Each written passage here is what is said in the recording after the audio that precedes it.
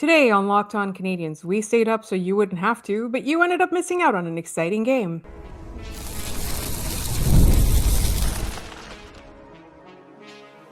You are Locked On Canadiens, your daily podcast on the Montreal Canadiens. Part of the Locked On Podcast Network, your team every day. Welcome to Locked On Macklin Celebrini, a special crossover episode between Locked On Sharks and Locked On Canadiens. We want to thank you all for making us your first listen of the day. As you know, we are free and available wherever you get your podcasts as well as on YouTube as part of the Locked On Podcast Network, now the #1 sports podcast network. And today's episode is brought to you by FanDuel. Use your profit boost on an NBA future and get entered for your chance to win a trip to the NBA Finals. Play your game with FanDuel, the official sports betting partner of the NBA. My name is Laura Saba, also known as the Active Stick, and I'm joined, as always, by my wonderful co-host, Ian Boisvert, also known as Maybe It's Ian. And we have a special guest. We have this pajama party. It's like, we've been doing this for late games, and we wanted to invite our good friend JD Young of Locked On Sharks. In this scenario, Ian and I are Will Smith and Macklin Celebrini, and we're bullying JD Young to have a sleepover with us, so he's the Tyler Toffoli in this equation. JD, thank you so much for agreeing to this crossover with us. Yes, super excited. Always glad to chat with you guys. And I mean, you have two of the most fun young offenses going at it. And you and I texted earlier today. I was like, I think there's gonna be a lot of goals in this game, and there was a bushel of goals in this game. So very exciting game. And I'm as a Sharks fan, of course, who's been, it's been a long couple seasons for San Jose. I know you guys went through your rebuild. It was a little bit quicker than ours. It's nice to just be in the mix, in the hunt again. But yeah, absolutely gem of a game. One of the best games of the season. And we will talk about the game. And then later on, we're going to talk specifically about some of these young players that are so exciting to watch. And then later on, we'll talk about the long-term outlook for these two teams that are in the hunt, coming off of their rebuild, kind of still building up. But first, Ian, what were your impressions of that game? I mean, ultimately an absolute sugar high of a hockey game, which I think us East Coasters needed to get through that. I will say, from the Canadiens' perspective, I find that the amount of goals and the fun will sort of wallpaper over a lot of the points that we've kind of been harping on for a while now. They blew 2 more leads in this game. Yes, they were 1-goal leads, but it'd be nice if you held on to one of those, right? You're allowed to do that. Since they came back from the break, that was their 3rd game. They've blown 5 individual leads in that time. That's a lot to blow in that time. The penalty kill let them down, a crucial moment, a too many men on the ice call to end the game. And I just thought that, generally speaking, the execution wasn't there for a lot of it. And then they went down 5-2, and they decided we're actually the best team on the planet. It's really complicated to view a team like this at this point in their build, we'll say now. And it's why, I'm looking at the trade deadline, which is this was the last game for the Canadiens before the trade deadline. I don't want them to spend a bunch of assets on Robert Thomas. I don't want them to spend a bunch of stuff on guys for now. Who knows when this team is actually going to hit their full stride, because they keep showing moments like this game where we go, maybe not. Maybe we should hold off. So that was a lot to take away from. I mean, a whole heck of a lot of a hockey game. That was too much that happened in one night. It was too much. So this is the kind of team where when they lose in the playoffs, whatever round it is, the next day, all the columnists are like, this team was not ready for prime time, right? That's what I look at this team as. But turning it over to the Sharks, from my perspective, obviously the Canadiens, it was sloppy. Ian just went through all the reasons. From your perspective, was this a good Sharks game, or was this one that you were accustomed to seeing? It's kind of what we've been accustomed to seeing as Sharks fans, especially with Askarov and net, where Askarov, you see this was the perfect Askarov game, because you see moments where Askarov looks like he could be one of the best goalies in the world, right? And you saw it especially on the power play, right in the middle of the second period. Montreal feels like they're kind of controlling the game here. They're about ready. They're on the power play. We know how deadly this power play is. And it looks like Montreal's about ready to kind of just put the hammer down and take control of this game. And Askarov, he was a difference maker in there. And then we saw the Sharks go on a roll and score a bunch of quick goals there, right? Which is what their offense can do. But then we see goals like the new hook one where it's just like an absolute pizza to him, and it's one that goes through his glove, and you're just like, Askarov. Even the first one, like Shark, myself included, I was like, oh, that's one that Askarov wants back. And then you see, oh, it's a double deflection off Klingberg. Okay, I'll give Askarov the benefit of the doubt there. But it's just, it feels like that with Askarov, where it's not always the prettiest, but he somehow finds a way to get it done. Right. And this was that type of game from him. And this has been that kind of way for the Sharks, where the whole formula is they either get blown out or they win every close game, and they continue to find a way to win close games. And when you have a guy like Macklin Celebrini, who I know we're going to spend oodles of time talking about, but you have this guy who's just a difference maker player, you can kind of live with this formula of, let's just keep things close, and we think our superstar child is going to do something, and our superstar child continues to do things for us with a very casual. I didn't even realize he had 4 points until you guys told me it was a game from Celebrini. We're just like, oh yeah, normal Celebrini game. You look up, he's got a goal and 3 assists tonight. Yeah. I kept catching myself too, because I was like, it seemed like the Canadiens didn't really come in with much of a plan against Macklin Celebrini, which I know you're on the road. You don't have the ability to match to find the matchup you want. But like, it just felt like maybe they didn't do a ton of tape on a guy who could win the Hart Trophy, which I just find, like, heard of him? I can't believe, like, I just couldn't believe how often he found himself just completely unbothered. I mean, the goal he ends up scoring, he picks up the puck in the neutral zone off the board, skates in a straight line, and beats Dobeš through the legs. Like, that is like main character energy. Like that's which is what the Sharks have. Like, I think having a player on your team who is the main character, sometimes of that team, sometimes of the entire sport at any given moment, like that's who they have now. And it's we were blessed this week as Canadiens fans to watch not only Macklin Celebrini sink our team, but a few days ago, watching Matthew Schaefer do it. So it's like the sport is just headed in this direction where I kind of wonder if it ends up more like basketball, where you've got just these absolute main characters who are just, I'm going to be the reason my team wins every night, and not, what we've typically come accustomed to with hockey. Yeah. With Celebrini, he's the main character. He's the engine, and like you've seen it, and he's even like had like a quiet return since the break. They've been having Sherwood play on that top line. It hasn't looked better. They put the NCAA line back together with Will Smith, Colin Graff, and Macklin Celebrini, and you saw tonight, like that line was arguably the best line. And every time they were on the ice, it felt like Macklin Celebrini was doing whatever he wanted, whenever he wanted. And it feels like whenever they don't score, it's usually because they're the ones making mistakes and trying to get a little too fancy sometimes, but you live with that when you have players of that caliber. But yeah, it's really fun having Macklin. I highly recommend getting a Macklin Celebrini if you can. We had him for 2 weeks. It was tight. It was great. Great time. Great. Yes. Great time. Great time. I can't wait for the next international tournament when he's ours. But he really is a joy to watch. One thing that wasn't a joy to watch is I think neither team can argue that they're really good at defense at this point. This was an extremely defense optional game, I thought. And like for me, it looked like neither team even wanted to play defense. They just there was a lot of blind passing. There was a lot of just being out of position. And I really do think that if these teams were a little bit more mature, one of them would have had a little bit more of their foot on the necks of the other team, if that makes sense. Sure. Yeah. Yeah. I think like in this game, and in things we've seen from the Canadiens in the past, everyone loves to blame the goalies for rebounds, and sometimes that's entirely valid. There was one goal, I can't remember which one it was. It was probably, let's see, the Misa goal. Where it's a rebound that Dobeš puts right into the slot, but like Carrier and Struble do nothing. Like the puck sat in the slot for what felt like 8 years. Like it didn't seem like anyone made any kind of movement for that puck. Like that's a thing where I think they have to. This is why I've been harping on. They need to find a right shot or a third pairing defenseman they actually trust. Because right now it's just a rotating door between Struble and Xhekaj, and Marty, myself, Canadiens fans don't trust really either of those guys at this point. There's a lot of for a team that has goalies that give up rebounds at this rate, there needs to be a lot better coverage in the slot. I think. Yeah, you shouldn't act surprised when you see a rebound. Like, that's what these guys do. You can't be surprised at this point. Like, that's not fair. Yeah, exactly.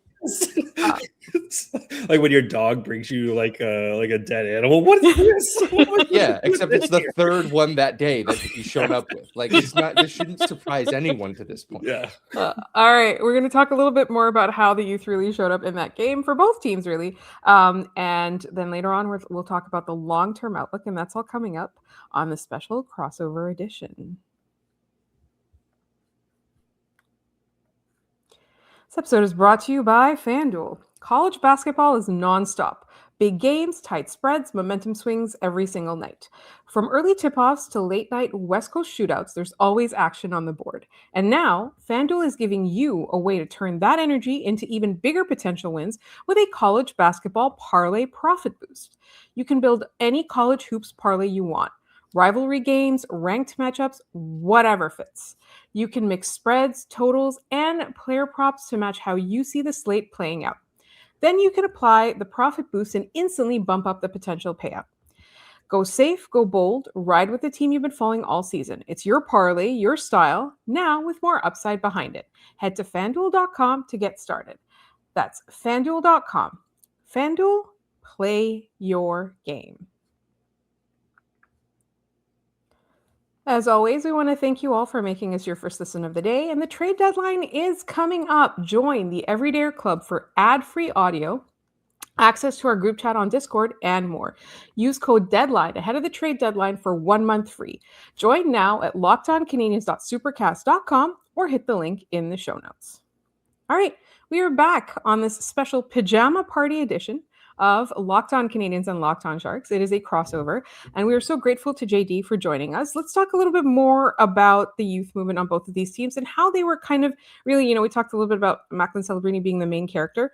But what I found this game was that, generally some of the points, but also just in general, a lot of the better play was coming from some of the younger players. We will talk about Slavkovsky in a second, but overall, I think, there's just a lot to be excited. So let me start with JD. Who really stood out to you on either team tonight? Yeah, I got to start with any long time, any short time listener of Locked On Sharks. Michael Misa, this kid continues to blossom in front of our eyes. And it feels like anytime he's on the ice, he's doing positive things. And you remember, he's 19 years old. He's played about 15 to 20 NHL games so far. The start of his NHL season was really weird because of one, the Sharks didn't have the contract space to let him play his 10 games. So they were purposely holding him out and trying to stretch it. Then he gets hurt. Then he goes to World Juniors. But now that he's come back, and now that especially since they've been playing him every game, and he's a player who looks like he belongs. This is his third game in a row with a goal. Like you said, had a big time goal tonight on, yes, some rebound control you would like there, but you have to give credit to Toffoli and Eklund for really kind of driving and making it hard for the defenseman to do anything. And Misa was shouting on the spot there, but Misa had he had a really nice attempt that kind of led to a big kerfluffle, in the third period there. But he's a guy who just, for some reason, the Sharks aren't giving him the ice time that you would like to see from a player like that. And Misa tonight played 12:37, and that has been a typical night for Michael Misa, despite most nights being one of the most active and best players for the Sharks. And I think for the Sharks, they're really going to take off when the Misa and Wenberg lines kind of flip roles. And that Misa line's the one that's playing, 16, 17, 18 minutes a night. And Wenberg's the line that's playing that kind of 13 to 15 minutes. But yeah, Misa continues to do well. For the Canadian side, anytime Hutson just touches the ice, it's so fun to watch him. I'm a big Hutson fan, and it's such a joy to watch that kid, of course, right. He's 5'9", and, there's always going to be he can't defend or anything like that. I don't care, man. That kid, he's a difference maker on the blue line. So it's just the Sharks, that's what the Sharks need. That's the thing the Sharks need. And we'll talk about the outlook here in a little bit, but that's what the Sharks need, is that difference maker on the blue line. And then this team will be ready to go. I think for the Montreal Canadiens, we talked a little bit about the kid line being quiet for a little while, even before the break. I think, Kapanen and Demidov really did a lot to kind of absolve themselves a little bit of some of that criticism. But Slavkovsky, I think, is still having a hard time readjusting. There's a lot of blind passes to nobody, which end up on a shark stick at the end. Ian, what was your thought? Yeah, it's the same. We've joked that we need to put a shot collar on Yuri Slavkovsky, and whenever he's within 5 feet of either blue line and he's on the boards, he's not allowed to pass the puck on the back end because he always throws it to the middle of the ice. And when he's feeling it and he looks great and he's having a good night, that pass is going to end up going well. But nights like tonight, where things weren't really clicking for him, the puck was going the other way every time. I think Demidov had a really nice game after a couple pretty quiet ones coming out of the break. It was nice to see them. So often on the power play, they're looking for Caulfield on the goal line because he can do stuff from that spot that really only like Leon Draisaitl can do, where, he's a threat to shoot. He's also a threat to go across the seam. But I don't know if the Sharks had taken away that option or if the Canadiens were making a conscious effort on their own to try to find Demidov for the one-timer. He ended up scoring on one. But, it was just nice to see them sort of look for different options on that power play, which I think early on in the game kind of stunk. But the fact that Demidov continues to be a focal point for this team. He's a rookie. He came into the season as the favorite to win the Calder, much like Celebrini did last year. And then some defenseman who wears 48 comes out of nowhere. Just out of nowhere. And I find the parallel so like shocking between the two instances. And like no Canadiens fan at the end of the season when Schaefer wins it is gonna go, Demidov should have had that. Like, no, this is Schaefer's trophy, man. That dude rules. He's doing stuff like Kapanen just tied Schaefer for the rookie lead in goal scoring at 19. Schaefer's a defenseman. He has 19 goals as a rookie defenseman. What are we doing? He plays like 25 minutes a night too. It's nuts. He plays like 2 Michael Misas a night. It's crazy. That is a very apt way of putting that. But I think just we've named so many guys on both of these teams.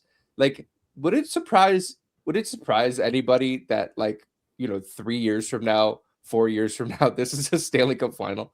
Like, I'm genuinely thinking about this through my head and looking at this and going, these teams are going to look different at that point. Yeah. But all of the parts are there, man. Montreal's a couple parts away.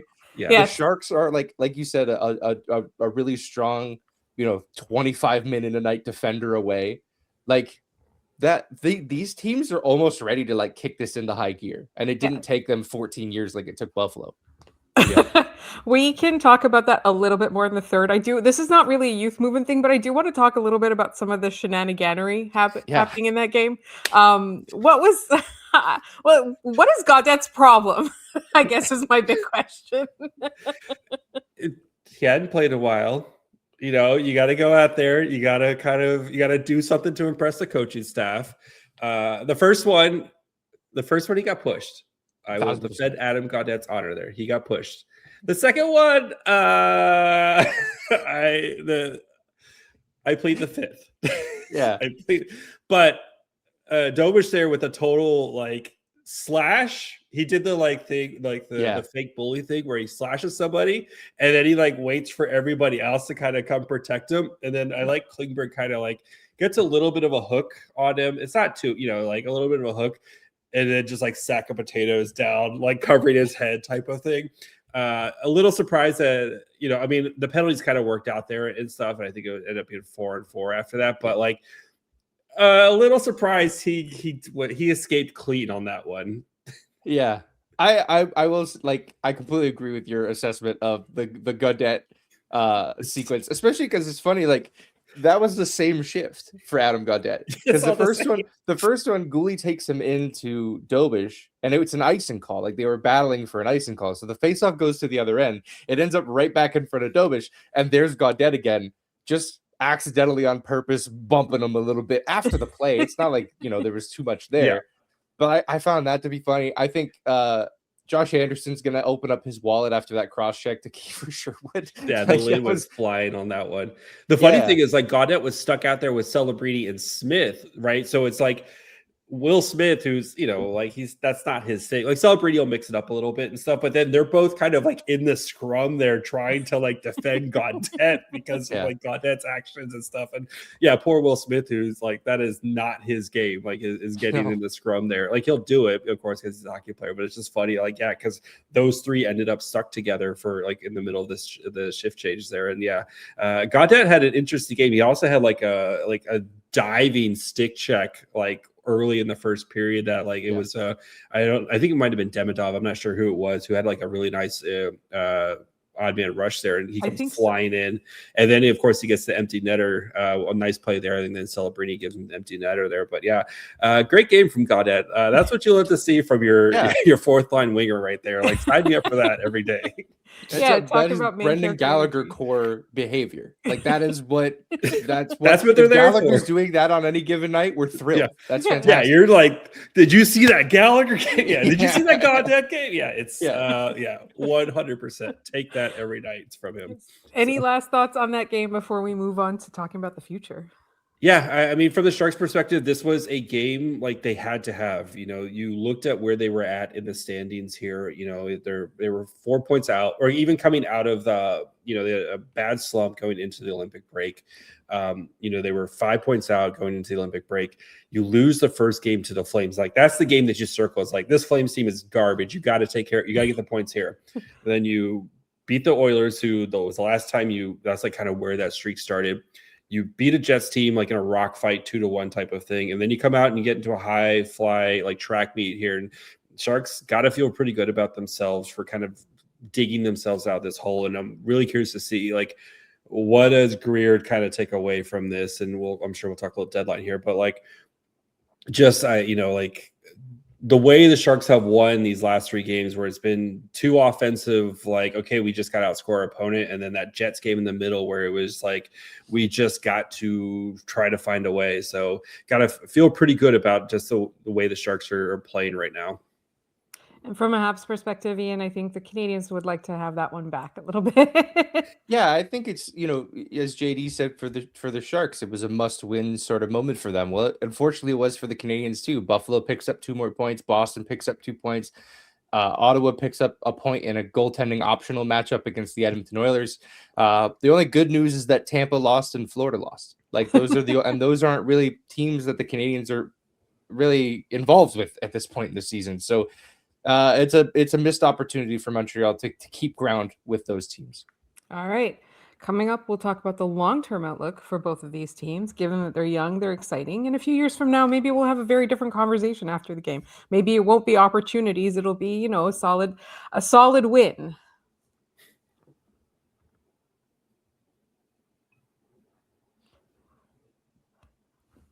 Welcome back to our Locked On Canadiens, Locked On Sharks pajama party. Thank you all for joining us. We stayed up late to watch that game so you wouldn't have to, but it turned out to be really exciting. And I think a lot of components of that game highlighted what there is to come for both of these teams, but they also very, very strongly and sharply showed us what both teams are missing, what they need to do in order to go from where they are right now, which is exciting and young, to becoming contenders. And JD, you alluded a little bit to Montreal being slightly more ahead in the rebuild. How far do you think the Sharks are from being a perennial contender?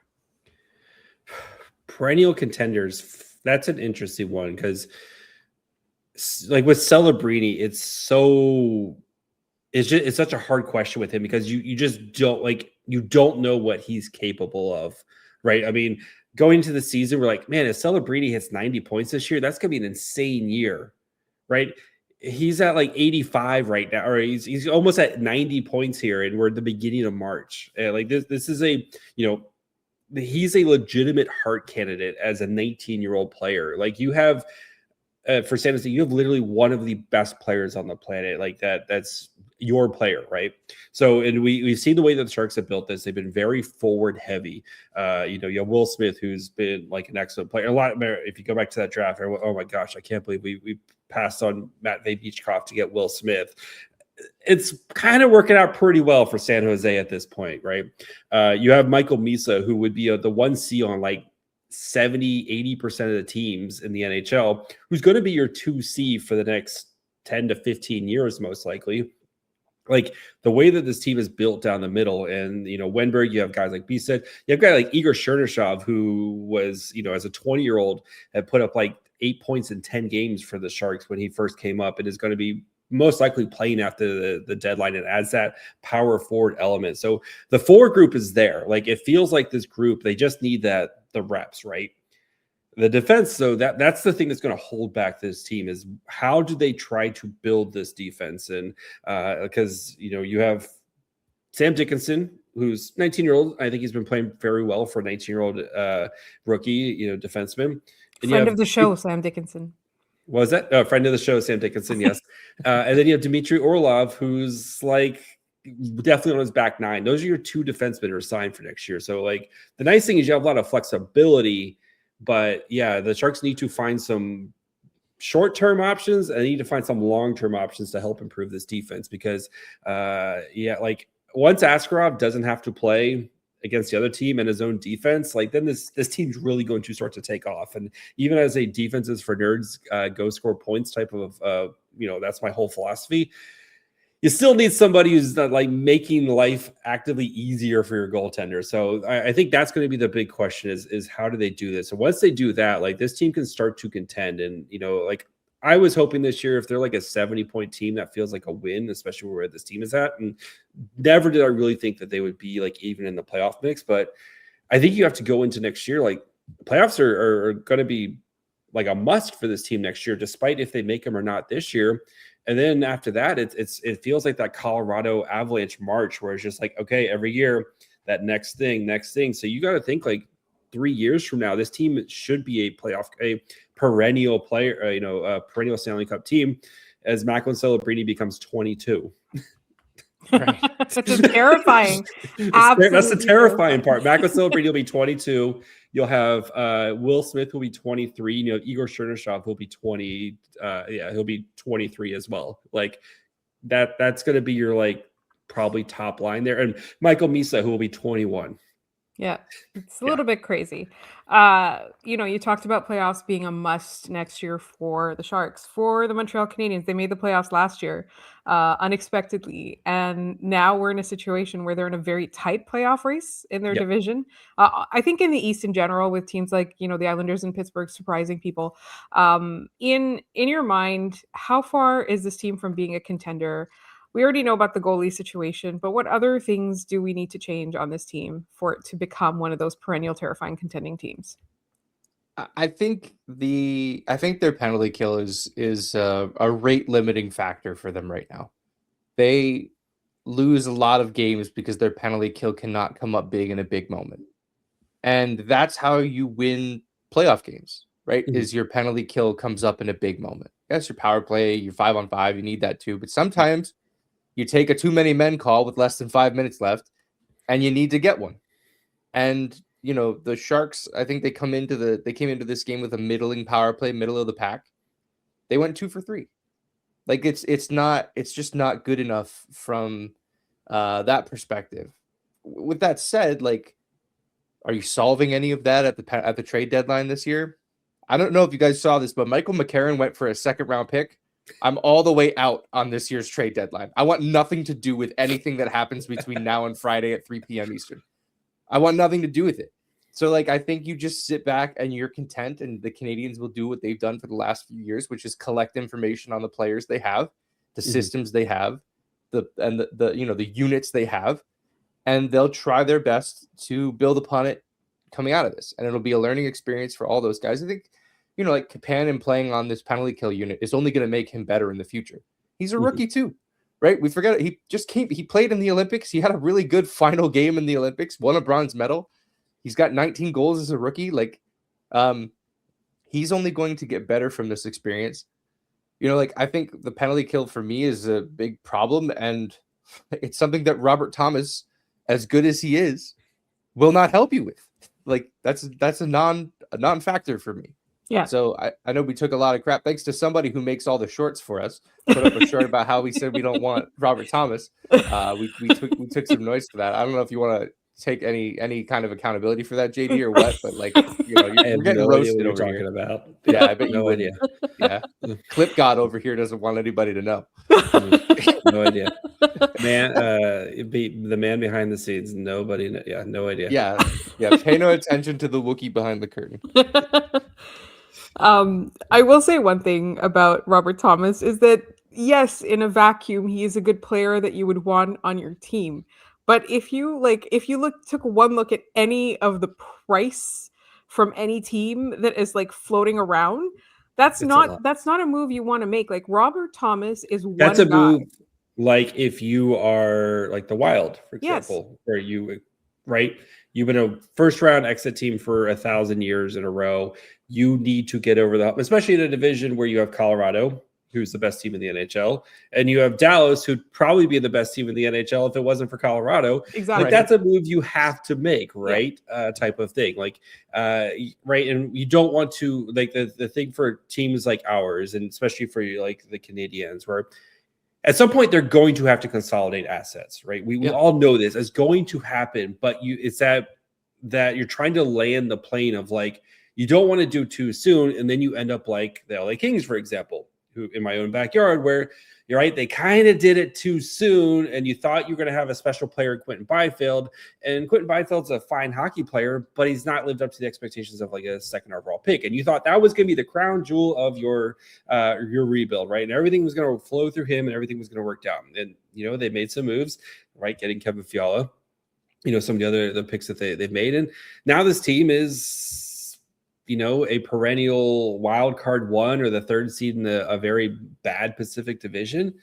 And they just fired their head coach after they, fired the head coach not too long ago. And this team looks like they're kind of peaked and they're going to have to try to figure out how to dig their way out. So it's very hard for GM. Like every GM was just like, when do you kind of make that move? So I understand Robert Thomas is a great player. He's going to make any team he goes to a better team. But it's when do you kind of pull the trigger on a move like that? And I think for the Canadiens, especially when you have like, if they were like leading their division and you felt like this was a team that like, okay, maybe we can play with Carolina or we could play with the Lightning or something like that. And like, we're that piece away, makes a ton of sense. I think at this point, it might be just like a season too soon for the Canadiens to make a move like that. So absolutely. But yeah. I love that you said that. But at the same time, you also want to make sure you have a plan, because I think, where teams like Toronto have gone wrong is not having enough of a plan, right? Like they had a very top heavy team. And we just talked on both of our teams, like the penalty kill is a problem in Montreal. The defense is a huge question mark in San Jose.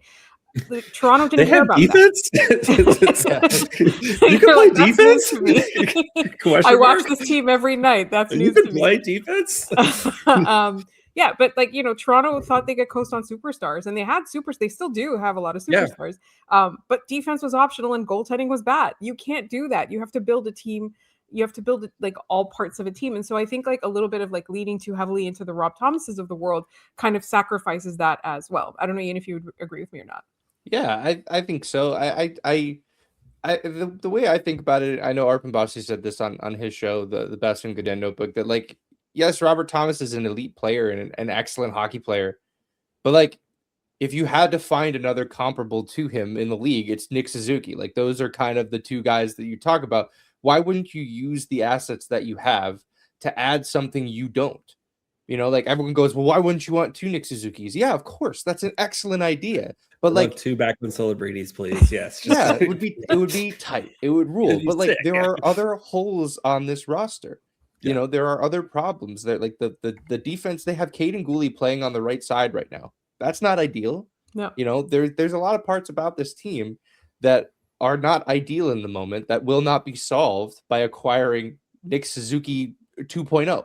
Like he's not gonna, I struggle a lot with this just because I don't know that.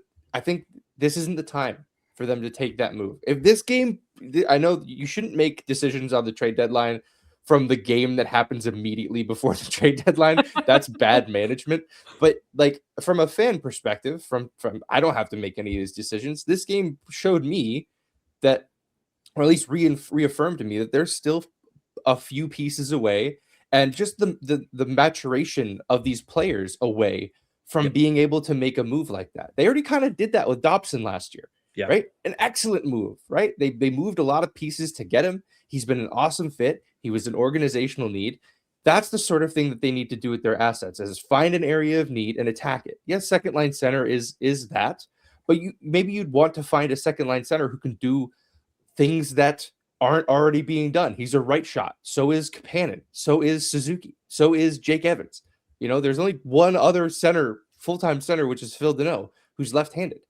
Like, these are things that, like, there's more to this than just acquiring the best talent around you. You have to build a roster. To Laura's point, the Leafs tried to just find, like, did they need John Tavares? Like, did that cure what ailed them? No, their best defenseman for this entire time was Morgan Riley, and that wasn't enough. And Future they constantly, Morgan Riley. Yeah, probably. Yeah, I mean, I in my head, I keep seeing a New Jersey swap with him and Dougie Hamilton. I don't know why in my head that makes a lot of sense. Both those teams are very upset with the defensemen they have. Just fix each other's problem. The thing with like that, the Devils, but it's like they need that money to pay Simone Nemec. So it's like they have to get rid of like the Dougie Hamilton money to pay Simone Nemec, who's coming off his ELC. But like I am curious if the Sharks, like, again, long term here, is like, do you follow the Canadiens path, right? Because you have your own first round pick, you have the Oilers first round pick, and that pick is, like a lot of, expecting, okay, end of the first round, but maybe not. Maybe. Yeah. Like, you can have 2 picks in the teens, just like the Canadiens did this year. Do you go out and try to find that organizational need, whether it's, that right hand, preferably right-handed number 1 defenseman, and then all your other kind of defensive prospects really kind of, you have that, and then you can have Sam Dickinson playing kind of that second, third role on, like, and everything else kind of slides in a little bit better. And then it's also makes Macklin Celebrini have to where he doesn't have to do everything and carry the puck out of the zone every time he's on the ice. I am curious if they do follow that path this offseason to try to find that organizational need for both the short term and the long term. But yeah, it's gonna be fun. These are super fun teams that, like, it's just getting started. Like, no, like, yes, I know you guys lost tonight, but like just a fun, like, these 2 teams are gonna be like big time player. Like, you're hopefully your next Tampa Bay Lightning, your next Colorado Avalanche, your next, that team where, as long as Celebrini's healthy and Nick Suzuki's healthy, like, as long as your stars are healthy, these teams are going to be in it for for a long time. And that's the hope. That's why you went through painful rebuilds and losing all those players. So that's the hope here, is that, like, all that pain was worth it. So one of those players was Tyler Toffoli. Tyler Toffoli, yes, love Toffoli, man. He is beloved, and like, it fits like a glove. He's been like the perfect uncle. I love that Michael Misa is staying at their house, like awesome. The Sharks do. Like, they're, like, Will Smith is staying with the Marlows, and it is like the second season where Will Smith's staying with the Marlows, Celebrity staying with Joe Thornton, and Michael Misa is staying with the Toffolis. Like, it's just like such a nice thing to do. So like Uncle Toff has been, like, I know the production's not as great this year as it was last year, but he's still, like, filling that role as that leader and kind of helping to guide these young kids. So I don't know how many Toffoli Canadiens jerseys exist, but I know I have one of them. You have one? So awesome. One of one. Yeah. We loved having him in Montreal. He was incredible. He was great. Toffoli is always, to me, he's like the player that, and he and his wife too, like, they just understand the assignment. They understood what it meant to be Montreal Canadiens. Now they understand what it means to, like, be bringing this young team along. Like, they've, he's got a Stanley Cup, all of that. Like, now it's like he understands, like, what it means, like, to be that leader. I can't believe we went 38 minutes and we didn't even talk about the Carey Price revenge game. Didn't give up a goal against his old team tonight. What a performance from Carey Price. Always did the Habs lose the Carey Price trade? Question mark. That's an unbelievable. I had completely forgotten that happened, and I think a lot of Canadiens fans probably forgot that happened. But you kept that in your back pocket for minute 38. I have to tip my cap to you. Yeah, way down. Steph Curry from downtown. Awesome. Thank you so much, JD. Tell our listeners where they can find your work. in addition to our TikTok account. Yes. Of course, you can find Locked On Sharks wherever you listen to podcasts, watch on YouTube as well. You can follow the show on Twitter, Facebook, Instagram, and on TikTok at Locked On Sharks. And of course, you can also see my work over at Locked On Canadiens TikTok as well sometimes. So yes, behind our the YouTube scenes. shorts and our TikTok. Yes. Yeah. Which I sometimes steal for our Instagram account. As for our listeners, trivia will be back tomorrow, as you know. So if you did not guess the last trivia, you still have an extra day to figure it out. We want to thank everybody for listening to us today. It was a really fun show, and we thank JD for joining us.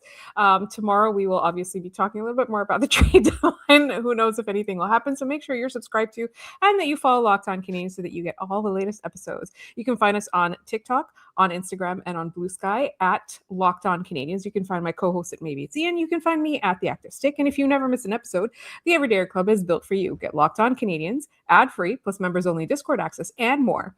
Head to lockedoncanadiens.supercast.com to join the club. And remember, right up until the trade deadline, you get 1 month free if you use the code DEADLINE. For those of you on video, we're going to send you to the first ever 24/7 Locked On Podcast Network YouTube channel. And on audio, make sure you make your second listen of the day NHL Game Night on Locked On NHL. I'm going to thank you all so much for listening, and we will see you all next time. Bye, friends.